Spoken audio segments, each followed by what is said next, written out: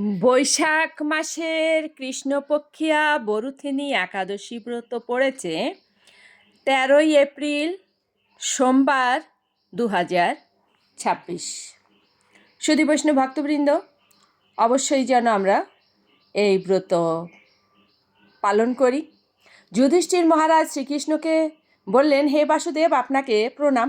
বৈশাখ মাসের কৃষ্ণপক্ষের একাদশী কী নামে প্রসিদ্ধ, তার মহিমাই কি, আমাকে তা কৃপা করে বলুন।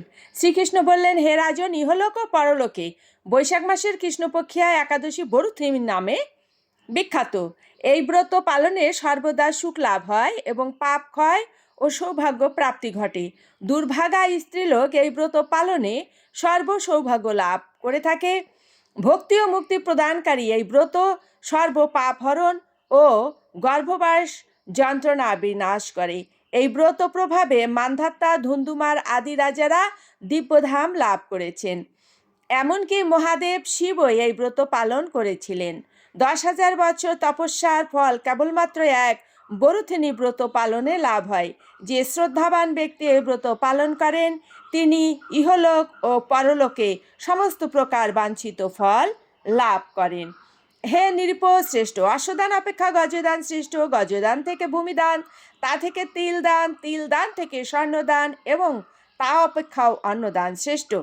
অন্নদানের মতো শ্রেষ্ঠ দান আর নেই। পিতৃলোক, দেবলোক ও মানুষেরাও অন্নদানেই পরিতৃপ্ত। পণ্ডিতেরা কন্যা দানকে অন্নদানের সমান বলে থাকেন। স্বয়ং মহাদেব এই ব্রত পালন করেছিলেন। স্বয়ং ভগবান গোদানকে অন্নদানের সমান বলেছেন। আবার এই সমস্ত প্রকার দান থেকেও বিদ্যাদান শ্রেষ্ঠ, কিন্তু এই বরুথিনী ব্রত পালনে সেই বিদ্যাদানের সমান ফল লাভ হয়ে থাকে।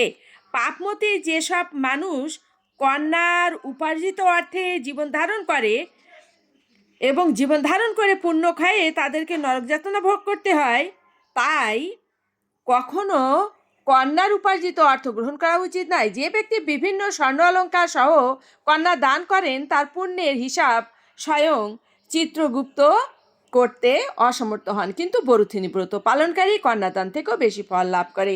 সুধী বৈষ্ণব ভক্তবৃন্দ, আমরা এই বরুথিনী একাদশী পালন করব পরদিন, অর্থাৎ মঙ্গলবারে সূর্য উদয় থেকে 9:40 পর্যন্ত। সুধী বৈষ্ণব ভক্তবৃন্দ, অবশ্যই যেন আমরা এই ব্রত পালন করি এবং সময় মতো পালনও করে নেই। সুধী বৈষ্ণব ভক্তবৃন্দ, সকলে ভালো থাকবেন।